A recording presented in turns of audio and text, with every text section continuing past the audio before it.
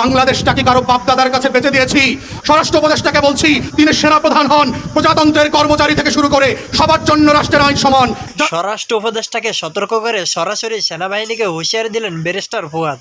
ফৌজদারি অপরাধের দায়ে অভিযুক্ত 25 জন সেনা কর্মকর্তাকে সেনানিবাসের কারাগারে রাখার বিষয়ে ব্যারিস্টার ফুয়াদ সতর্ক করে বলেন, অভ্যুত্থানের পরের বাংলাদেশে প্রধান বিচারপতি যদি জেলে যেতে পারে, প্রজাতন্ত্রের কোনো কর্মচারীকে এসি রুমের কোনো জেলার এই নির্দেশনা আমরা মেনে নেব না। 24-এর গণ অভ্যুত্থানের পরে বাংলাদেশের সকলের জন্য সমান আইন বলে ব্যারিস্টার ফুয়াদ বলেন, যারা অন্যায় করেছেন, যে ফৌজের মেম্বার হন, তিনি পুলিশের আইজি হন, তিনি র্যাবের ডিজি হন, তিনি সেনাপ্রধান হন, প্রজাতন্ত্রের কর্মচারী থেকে শুরু করে সবার জন্য রাষ্ট্রের আইন সমান।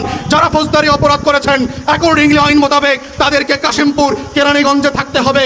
কোনো স্পেশাল স্ট্যাটাস দেওয়া দিল্লির গোলাম জেনারেলদের জন্য আমরা কখনো মেনে নেব না। সাম্প্রতিক সময়ে দেশের সবচাইতে আলোচিত ঘটনা হলো বাংলাদেশ সেনাবাহিনী। দেশের আইন শৃঙ্খলা বাহিনীর মধ্যে সবচাইতে গুরুত্বপূর্ণ ভূমিকা পালন করা এই সেনাবাহিনীর 25 সেনা কর্মকর্তা ফৌজদারি অপরাধে অভিযুক্ত হয়েছেন।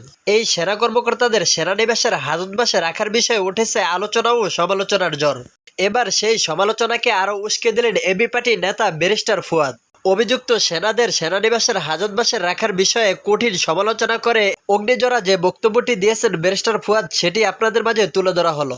প্রিয় এলাকাবাসী, আপনারা দেখতে পাচ্ছেন গত কয়েকদিন আগে মাত্র গত বছরের গণহত্যা গুমের দায়ে যেই 25 জন বর্তমান সাবেক সেনা কর্মকর্তাকে জেলে নেবার জন্য চার্জশিট দেওয়া হয়েছে, তারা জেলে যেতে চান না। যদিও তারা গুম খুন করেছেন, যদিও তারা সারা বাংলাদেশে 800 আয়না ঘর বানিয়েছেন, যদিও তারা গত 16 বছরে লক্ষ লক্ষ রাজনৈতিক নেতাকর্মীর আঙ্গুল উপড়ে দিয়েছেন, ট্রেন লাইনের উপরে লাশকে দ্বিখণ্ডিত করে দিয়েছেন, আমার মাদ্রাসার ছাত্র এবং শিক্ষক ভাই বোনদেরকে শুধুমাত্র দাড়ি টুপির কারণে ধরে নিয়ে জঙ্গি বানিয়েছেন। এত এত অপরাধ করবার পরেও ওনারা নিজেদেরকে মাসুম মনে করেন। ওনারা নিজেদেরকে মনে করেন আমাদেরকে এসি রুমে রাখতে হবে। আমরা কি কাশিমপুর আর কেরানীগঞ্জে যেতে চাই না। অতএব চিফ প্রসিকিউটরকে বলেছি, আপনারা ধন্যবাদ পাওয়ার উপযোগী, কিন্তু অ্যাকর্ডিংলি মাথায় রাখবেন কারাগারের কোনো স্ট্যাটাস থাকতে পারবে না। সবাই একই কারাগারে থাকবে, একই বন্দিত্বের জীবনযাপন করবে, কিন্তু অ্যাট দ্য সেম টাইম ন্যায্যতার সাথে ইনসাফের সাথে আমরা বিচার করব। শেখ হাসিনার প্রতিও যেন কোনো জুলুম না হয়। ন্যায্যতার সাথে সাবেক আওয়ামী লীগের সকল নেতাকর্মীর বিচার হবে। এটাই নতুন বাংলাদেশে আমাদের ঘোষণা এবং আমাদের লড়াই। আমাদের শত্রুর সাথেও আমরা ইনসাফ করব। এই ইনসাফটাই হচ্ছে বাংলাদেশ রাষ্ট্রকে নতুনভাবে বিনির্মাণ করবার পাটাতন তৈরি করবে। এবি পার্টির রাজনীতিটা কি সেটা একটু আমাদের নেতা টুটুল ভাই বলেছেন। আমাদের তরফ থেকে আমরা বারবার বলেছি যে বাংলাদেশ রাষ্ট্রটাকে যদি নতুন করে গড়তে হয়, এই রাষ্ট্রটা যদি আপনার মতো করে হতে হয়, এই রাষ্ট্রটার দিকে তাকালে যদি আপনার মনে হয় যে হ্যাঁ এটা আমার রাষ্ট্র, আয়নার মতো করে যদি স্বচ্ছভাবে দেখতে হয়, তাহলে বাংলাদেশের রাজনীতির গতিপথ বদলাতে হবে।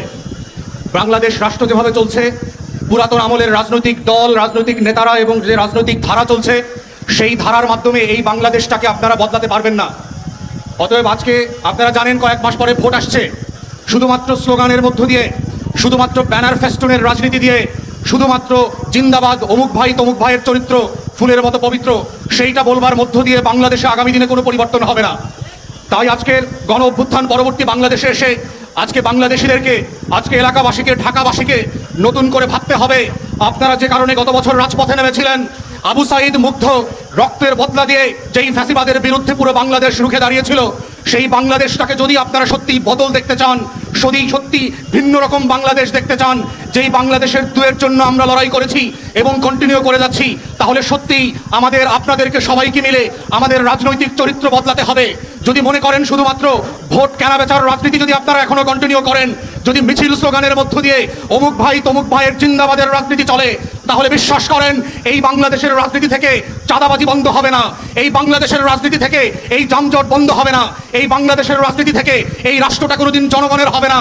এই যে আজকে পুরান ঢাকার শুধুমাত্র বাস্তবতা দেখেন, আমার আগের নেতা বলছিলেন এই বাংলাদেশটা কি আজকে আমার উপযোগী হয়েছে, এই বাংলাদেশটা কি আজকে আপনি পরিকল্পিত নগরীর যে আলাপ আমরা তুলছি সেইটাকে কোনো রাজনৈতিক দল করছে, শুধু নির্বাচন চায়, শুধু ভোট চায়, শুধু নির্বাচন আগিয়ে দেওয়ার জন্য ব্যানারে ফেস্টুনে সারা বাংলাদেশ ভরে দিয়েছে। এই ব্যানার ফেস্টুন দিয়ে কি রাজধানীবাসীর ভাগ্য পরিবর্তন করা যাবে?